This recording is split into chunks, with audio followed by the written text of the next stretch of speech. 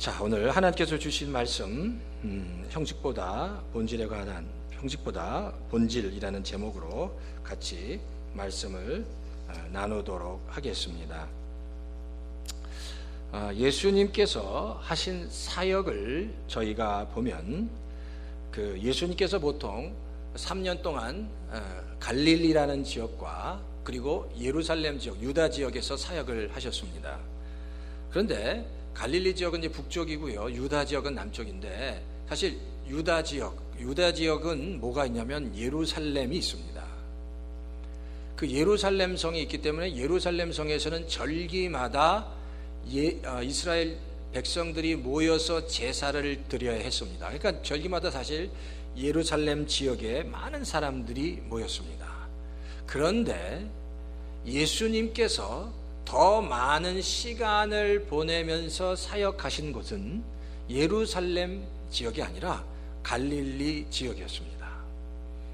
사실 왜냐하면 예수님이 처음에 이제 예루살렘에서 복음을 전하셨지만 이 갈릴리 지역보다 예루살렘 지역은 특히 제사장들 그리고 바리새인들, 유대인들이 많기 때문에 예수님이 당신이 메시아임을 드러내고 그리고 거기서 복음을 전하면서 많은 기적과 이적을 행했을 때 이 소위 유대인들, 바리새인과 대제사장들은 어떻게 하면 예수님을 잡아서 죽일까라는 그런 궁리를 했습니다. 그래서 예수님이 항상 이 생명의 위협을 느끼셨습니다. 그래서 절기 때 외에는 예수님의 대부분의 사역들이 갈릴리 지역에서 이루어졌다는 걸 알 수 있습니다. 그리고 이 3년 차에는 갈릴리 지역뿐만 아니라 그 북쪽 지방에서 예수님께서 사역을 하시다가 이제 마지막에 예루살렘으로 내려오시는 것을 우리가 알 수 있습니다. 자, 그러니까 갈릴리 지역에서 하신 사역은 예수님의 사역의 거의 3분의 2 이상을 갈릴리 지역에서 사역하셨다고 생각하면 틀리지 않습니다. 그런데 오늘 본문, 오늘 마태복음 9장의 이 본문은요, 예수님께서 2년 차로 들어가시면서 갈릴리 사역을 하실 때 그 가장 핵심이 되는 시간이고 그리고 지역이었습니다. 오늘 사실 본문 9장 1절부터 9장에 관한 사건 이전에 이미 예수님께서 우리가 산에서 내려오신 후에 몇 가지 더 사건이 있었는데, 나병 환자를 깨끗게 하는 사건과 백부장의 종을 고치시는 사건, 그리고 수많은 사람들을 고치시는 사건과 그 바다를 잔잔케 하시는 사건, 귀신을 들린 사람을 치유하는 이런 사건들을 계속해서 지금 갈릴리 지역에서 행하셨습니다. 그리고 일종의 어떤 그 정점에 오늘 9장이 있다, 이제 그렇게 생각하시면 됩니다. 그래서 오늘 본문 바로 그 중풍병 환자를 고치시는 사건과 그리고 마태를 부르시는 그 사건 가운데 한 두 가지로 영적인 교훈을 좀 가지고 같이 말씀을 나누도록 하겠습니다. 첫 번째는요, 우리가 가지고 있는 세상 문제 해결보다 우리는 죄 문제 해결에 우선권을 가져야 된다는 겁니다.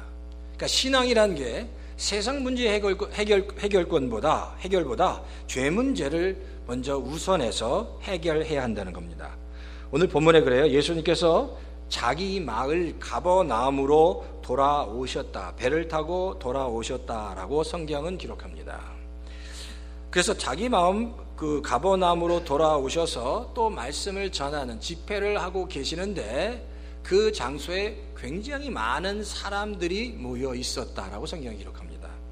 사실 오늘 본문에 마태복음 9장 1절의 말씀은 마가복음 2장에 나오는 그 성경 말씀과 병행구입니다. 근데 마가복음 2장에 보면 예수님께서 복음을 전하시는데 수많은 사람들이 그 집에 가득 차 있어서 누구도 그 안으로 들어가기가 어려웠다라고 얘기합니다.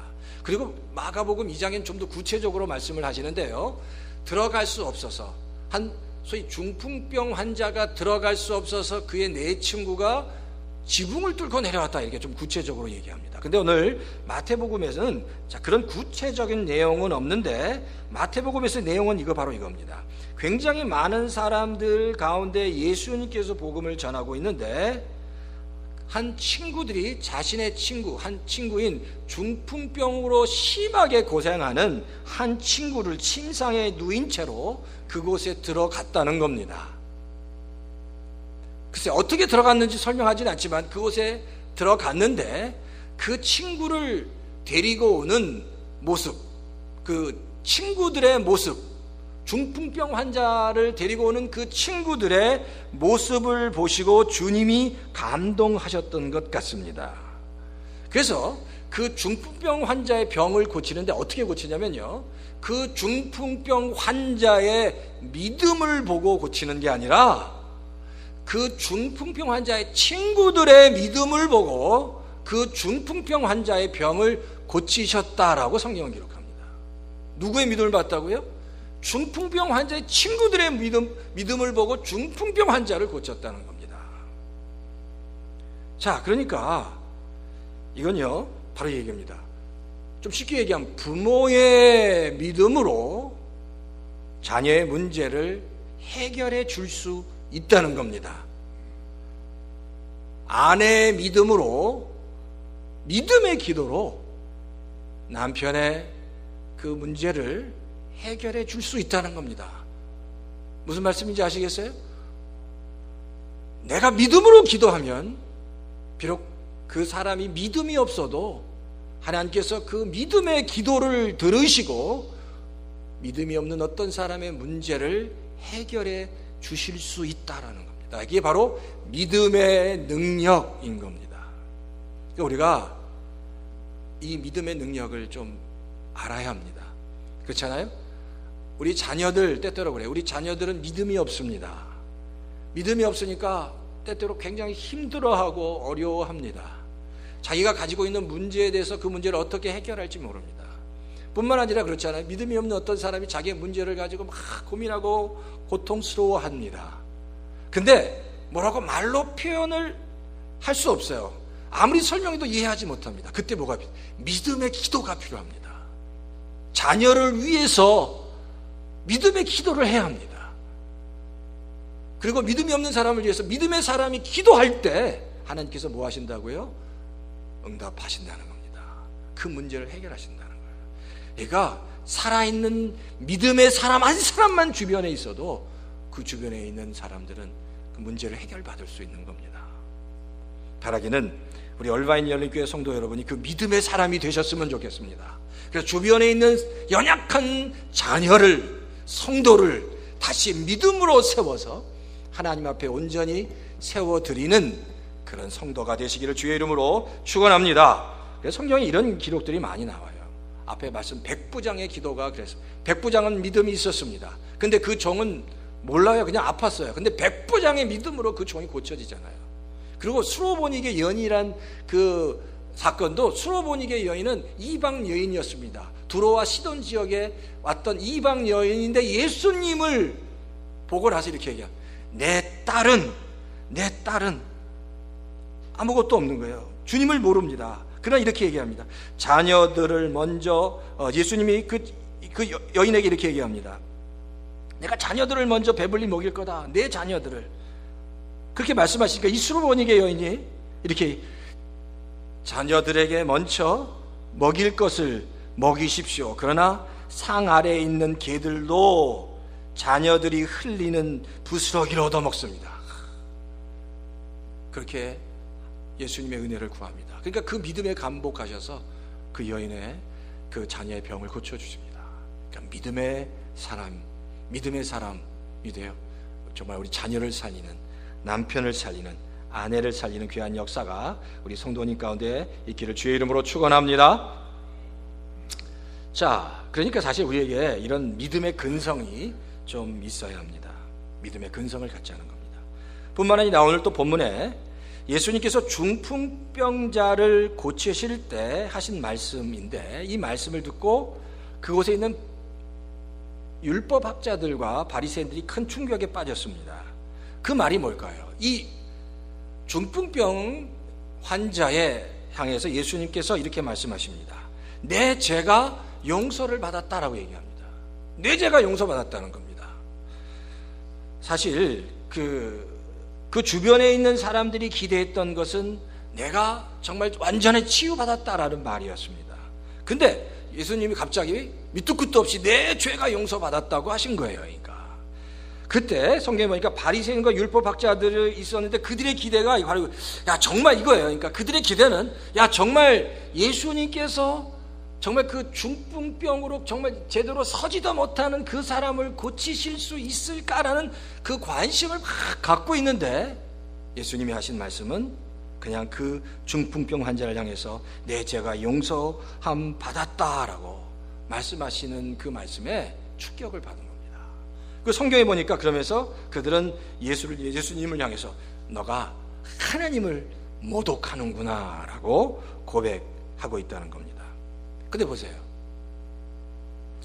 그러면 보세요. 예수님이 왜 그 중풍병 환자에게 그 사죄의 선언을 먼저 하셨냐는 겁니다.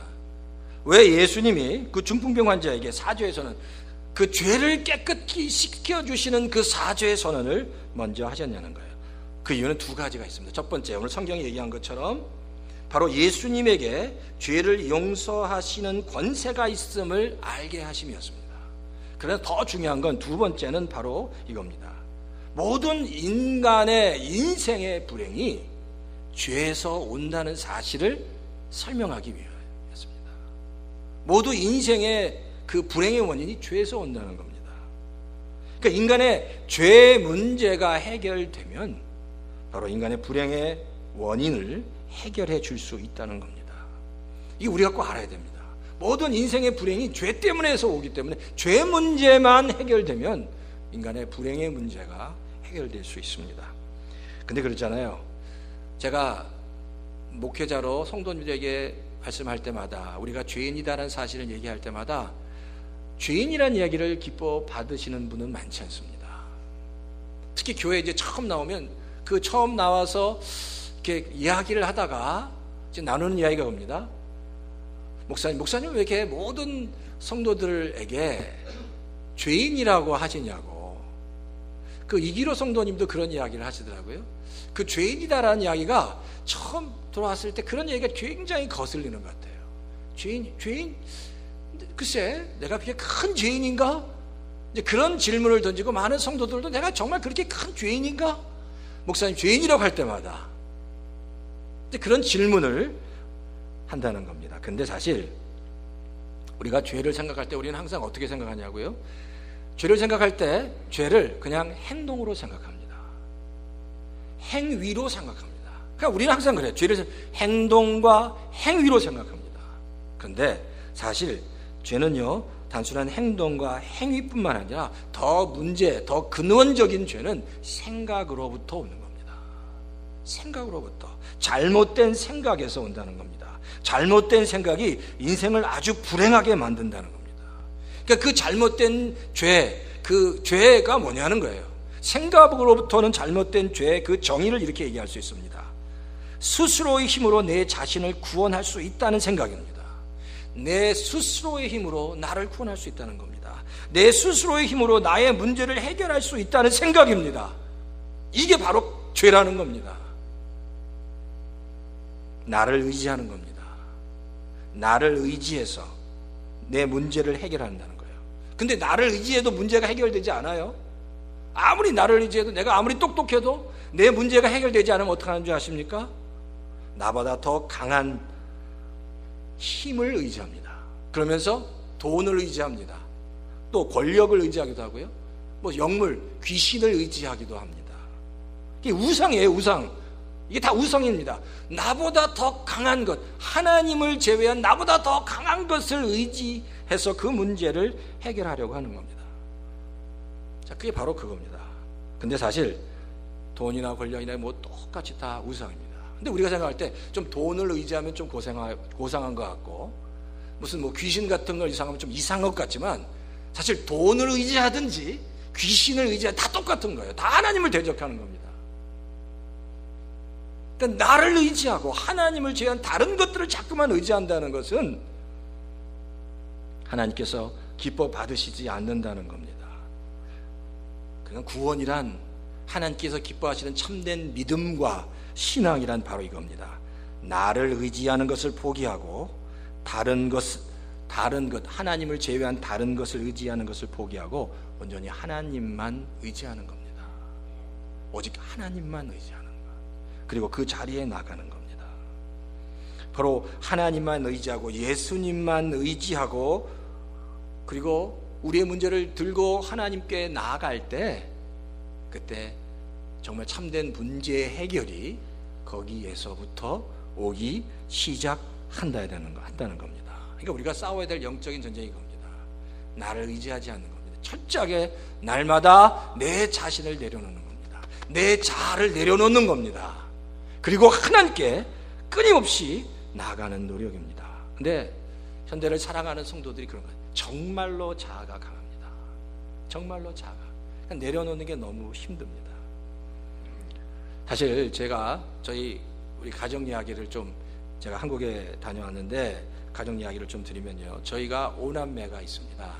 제가 넷째인데 장남이면서 넷째입니다. 그런데 5남매 중에서 저는 목회자니까 하여튼 제일 그래도 믿음이 좋은 누나가 첫째 누님이십니다. 첫째 누님 참 믿음이 좋으십니다. 아주 교회 사역도 잘하고 많은 사역을 하는데 그럼에도 불구하고 큰 문제가 하나 있는데 남편을 아직 구원하지 못했어요. 30년 동안 기도했는데, 그러니까 저에게 큰 명이 30년 동안 기도했는데 아직도 남편을 구원하지 못했습니다. 근데 제가 믿기는 분명히 언젠가는 예수님을 믿으실 거예요. 그렇게 기도했으니까. 근데 제 큰 매형을 보면 그 공무원이세요. 근데 이제 행정고시를 봐서 그러니까 굉장히 열심히 공부를 하셨죠. 행정고시를 보고 패스를 해서 이제 말단 공무원일 때는 그 이유가 너무 일하는 게 힘들어서 교회 나가지 못한다고 했습니다. 근데 조금 올라가니까 이유가 너무 바빠서 교회 못 나가겠다는 거예요.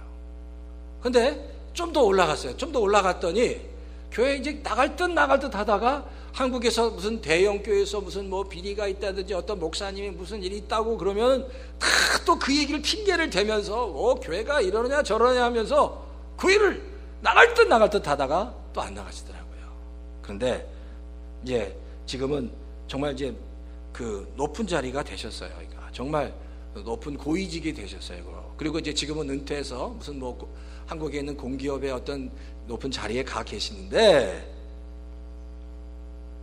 그 자리에 가 보니까 이제는 자아가 너무 강해서 한마디로 요즘 은퇴하실 때 무슨 경기도에 무슨 어떤 도시의 무슨 부시장으로 계셨거든요. 그러니까 다 밑에서 떠받들고 지금은 너무 자아가 강해서 교회를 못 나가는 거예요. 너무 자기가 똑똑하고 너무 자기가 잘났고 자기가 하고 싶은 대로 다 할 수 있으니까.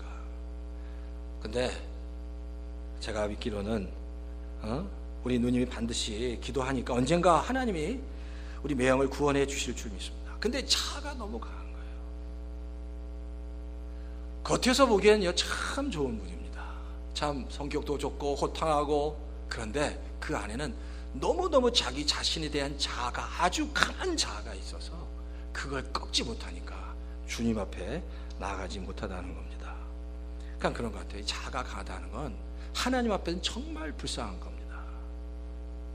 세상에서 보기에는 그건 좀 멋있어 보일지 모르지만 자아가 하나님 앞에서는 정말 불쌍한 겁니다.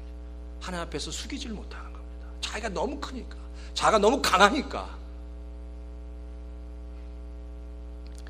그러니까 하나님 앞에 내려놓지 못하니까 하나님 앞에서 자기를 숙이지 못한다는 겁니다. 바라기는 그런 것 같아요. 우리 열반 열교회 성도 여러분, 정말 우리가 때때로 우리가 이 땅을 살아가면서 내 자아를 내려놓는다는 것, 나를 꺾는다는 것이 쉽지 않습니다. 그러나 꺾을 땐 꺾어야 되고 내려놓을 땐 내려놓아야 합니다. 하나님 앞에 겸손하게 돼야 될 땐 겸손하게 돼야 됩니다. 그러니까 제가 걱정하는 게 우리 매형이 언젠가 한번 꺾일 텐데 그렇게 너무 자아가 강할 때 꺾이면 이게 굉장히 힘들거든요. 그러니까 자아를 내려놓는 훈련이 필요합니다. 반대로 제가 한국에 갔을 때 또 제가 잘 아는 한 집사님이 있는데 그분은 굉장히 한국의 큰 유수한 대학의 교수이면서 병원의 교수, 대학병원의 교수면서 부원장까지 올라가신 분. 그런데 믿음이 너무 좋은 겁니다. 열심히 신앙생활을 하십니다. 어떻게 저렇게 신앙생활을 잘 하실까? 늘 겸손하고 다른 사람을 잘 섬깁니다. 근데 그분은 예전에 이미 하나님을 경험한 적이 있는 거예요. 한번 하나님 앞에서 자아가 꺾인 경험이 있습니다. 그러니까 그때부터 하나님 앞에 겸손하게 정말 하나님께서 쓰시고 하나님께서 기뻐 받으시는 일들을 하시더라고요. 그러니까 제가 그분을 보면서 제가 우리 매형이랑 같이 이렇게 비교를 하는데 언제 우리 매형이 그렇게 바뀔까, 이제 그런 생각을 가져봤습니다. 그런 것 같아요. 죄라는 게 그겁니다. 하나님 앞에서 내가 내 자아를 너무 강하게 내어놓는 겁니다. 자아를 꺾고 겸손하게 하나님 앞에서 낮아져서 하나님께서 기쁘게 사용하실 수 있는 그런 하나님의 자녀로 정말 세워지는 우리 모든 성도님 되시길 주의 이름으로 축원합니다. 자, 둘째는요, 신앙생활은 형식과 전통이 아니라 사랑과 생명이라는 겁니다. 오늘 9절에 보면 예수님께서 가버나움을 떠나서 이제 길을 가시다가 한 사람, 세리 마태라는 사람을 만납니다. 그리고 그를 부르셔서 이제 하나님의 자녀로 삼고, 이게 바로 그 마태를 제자로 삼는 제 첫 번째 시발점이 됩니다. 그러니까 예수님은 제자를 부르셨지만 먼저 그를 그냥 처음부터 제자를 부르신 건 아닌 것 같아요. 그를 부르셔서 어떤 과정을 통해서, 이제 오늘 본문에 나중에 읽어보면 그 과정을 통해서 그를 훈련시키시고 나중에 그를 제자로 부르십니다. 그러니까 예수님 역시 한 영혼을 부르시고, 그리고 하나님의 자랑을 깨닫게 하시고 그를 향해서 하나님의 자녀로, 제자로 헌신하도록 하신다는 겁니다. 그러니까 주님도 한 영혼을 1대1로 만나서 그를 부르셨다라는 겁니다. 근데 제가 이번에 목포에 다녀왔는데, 먼저 우리 교회에 오셨을 때 오신 그 김광순 목사님 기억나시죠? 김광순 목사님 교회 제가 방문을 했습니다. 이제 김광순 목사님이랑 이제 방문해서 목포 지역을 이렇게 다니면서 좀 이렇게 같이 관광하면서 다니면서 이야기를 좀 나누었는데, 차를 타고 이제 버스를 타고 다녔습니다. 근데 이제 제가 이 김광순 목사님이 그러더라고요. 자기가 장산도, 글쎄 아실, 장산도라는 섬 출신이라고 하더라고요. 장산도가 이제 그 목포에서 배를 타고 이렇게 내려가면, 그 제주도 쪽으로 내려가면 오른쪽으로 있는 이제 큰 섬인데, 뭐 그게 큰 섬은 아닌데 장산도가 자기 출신이라고 얘기하시더라고요. 그러면서 이제 이런 얘기 저런 얘기를 하는데, 함께 여행을 가잖아요. 그러니까 목사님들끼리 함께 여행을 가면 뭐 하겠습니까? 계속 1시간 2시간 차는 타고 가는데 뭐 얘기하는 것도 1-2시간이죠. 얘기하다가 이제 뭐 할 게 없잖아요. 그러면 이제 찬양을 부르기 시작했습니다. 그래서 찬양을 이제 찬송가를 부르는데, 맨 처음에는 참 아름다워라 주님의 세계는 저 솔로몬의 옷보다, 뭐 이거 참 아름다워라, 우리 뭐 찬송가를 계속 부르다가 이제 다 떨어졌어요. 그래서 이제 또 뭘 불러야 되잖아요.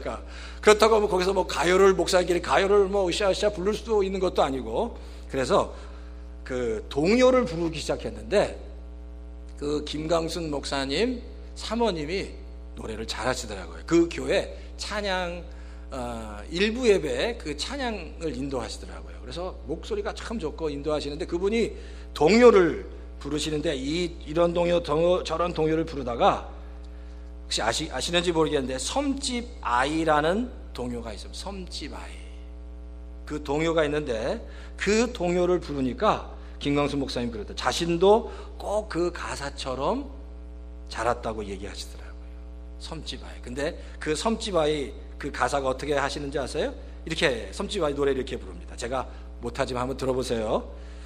이런 겁니다. 엄마가 섬 그늘에 굴 따러 가면 아기는 혼자 남아 집을 보다가 바다가 불러주는 자장 노래에 800오 스르르르 잠이 듭니다.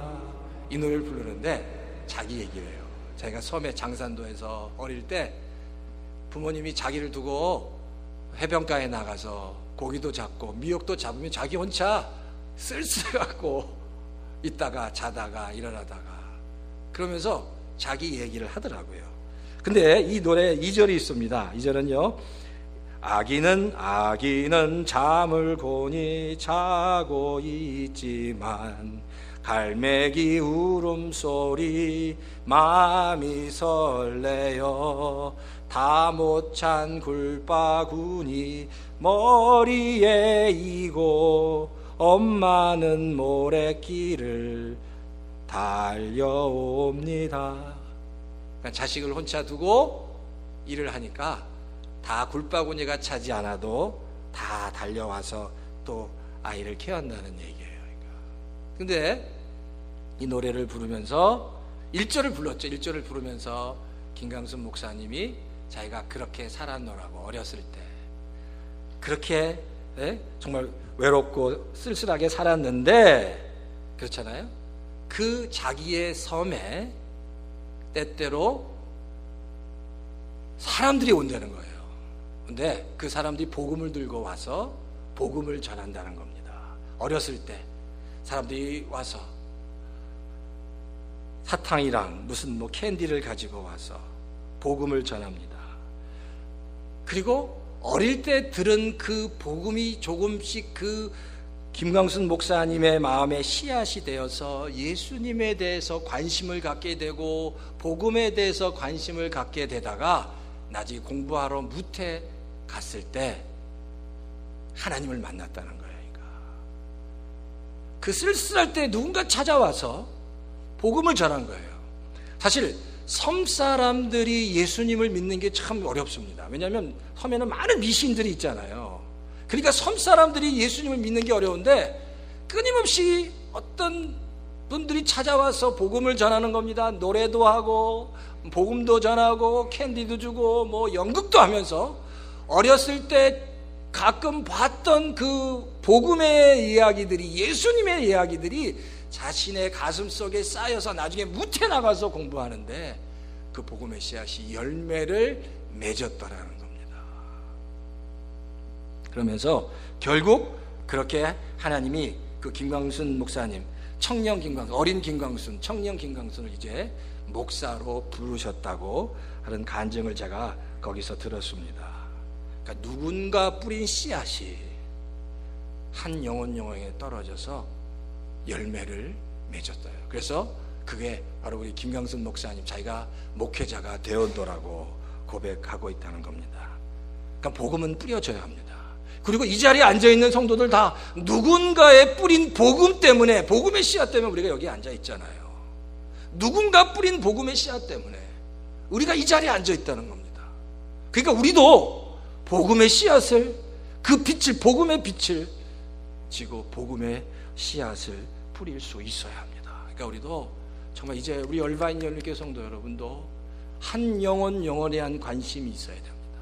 그동안 우리가 교회 이제 새로 뭐 리모델링 하느라고 막 정신이 없었지만 이제는 모든 성도가 한 영혼을 살리는 일에 집중하고 정말 하나님께서 기뻐하시는 그 일을 함께 감당하시는 우리 성도님 다 되시기를 주의 이름으로 축원합니다.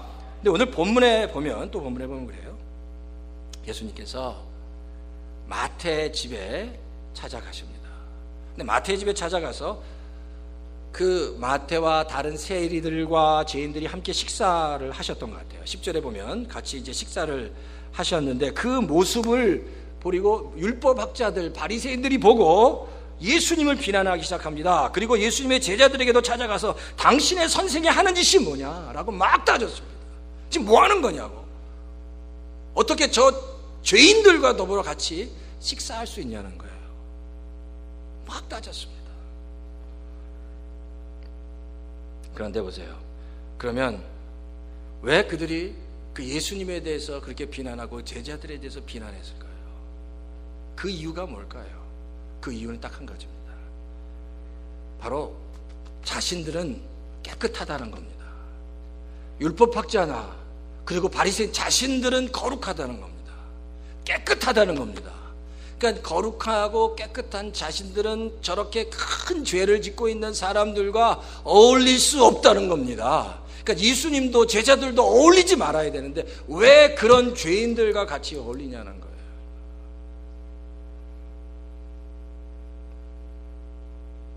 근데 그들이 그렇게 제자들을 그리고 예수님을 비난한 그 가장 중요한 이유는 그들이 모르는 게 한 가지 있었습니다. 그게 바로 뭐냐? 율법의 본질입니다. 그들이 자신들이 너무나도 잘 알고 있다는 그 율법의 본질을 몰랐다는 겁니다. 사실 율법의 본질은 죽이는 게 아닙니다. 정죄하는 게 아니고 지적하는 게 아니라 율법의 본질은 살리는 거였습니다. 회복시키는 거였습니다. 생명을 주는 거였습니다. 그래서 예수님은 이 땅에 오셔서 사람을 살리고 회복시키고 생명을 주려고 이 땅에 오셨는데 바리새인들과 율법학자는 여전히 율법을 붙잡고 사람을 죽이고 지적하고 정죄했다는 겁니다.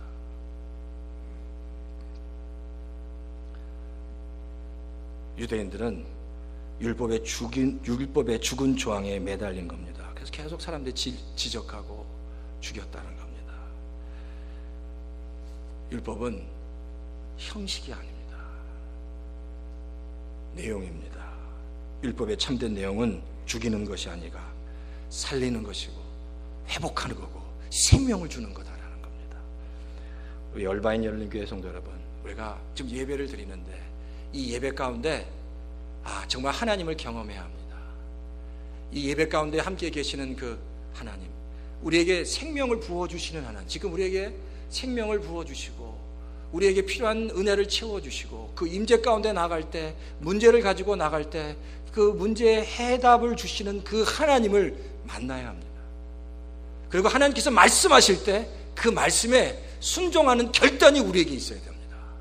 그리고 그 말씀을 붙잡고 살아가려고 하는 노력이 있어야 합니다.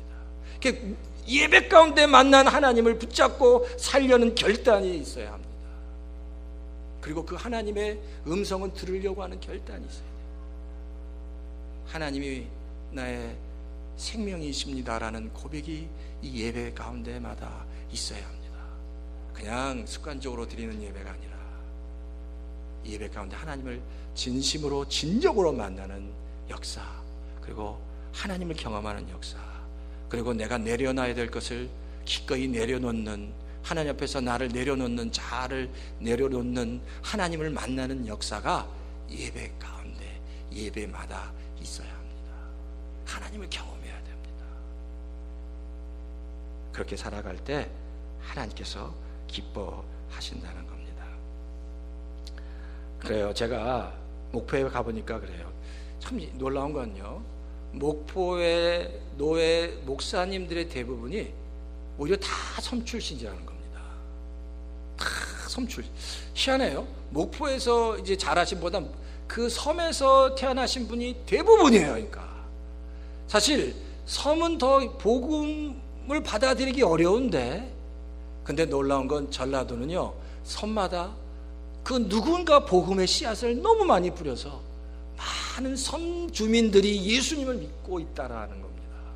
그래서요, 복음화율이 이 경상도보다 전라도가 훨씬 높습니다. 그리고 놀라운 건 이 섬일수록 어떤 섬은 더 복음화율이 높아요. 그러니까 더 열심히 전도했습니다. 누군가 열심히 전도했기 때문에 그곳에서 많은 영혼들이 일어났다는 겁니다. 우리가 한 영혼을 위해서 붙잡아야 합니다.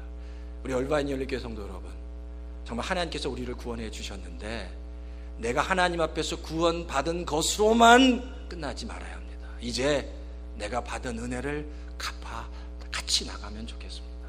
또 다른 영혼을 위해서, 영혼을 섬기고 살리는 그 일을 우리 얼바인 열린교회 성도들이 다 같이 이제 함께 하면 좋겠어요. 어떤 한 사람이 아니라 모든 성도들이 그 일에 관심을 갖는 겁니다. 그래서 제가 우리 성도 한 분 한 분이 다 내 가슴 속에 내가 품어야 할 영혼 한 사람 한 사람을 품고 내가 기도할 때마다 그 사람의 이름을 붙잡고 기도할 수 있도록 한 영혼을 내 가슴 속에 품는 그런 영혼을 품는 운동을 좀 시작하려고 합니다. 내가 하나님의 큰 은혜를 받았는데, 그렇잖아요? 이제 내가 한 영혼을 품고 그리고 그 영혼을 위해서 내가 헌신하고 세우는 일을 위해서 애쓰는, 그래서 다시 한번 우리 얼반 열린교회 안에서 영을 구원하는 그런 놀라운 일들이, 열매들이 많이 맺어지기를 주의 이름으로 축원합니다.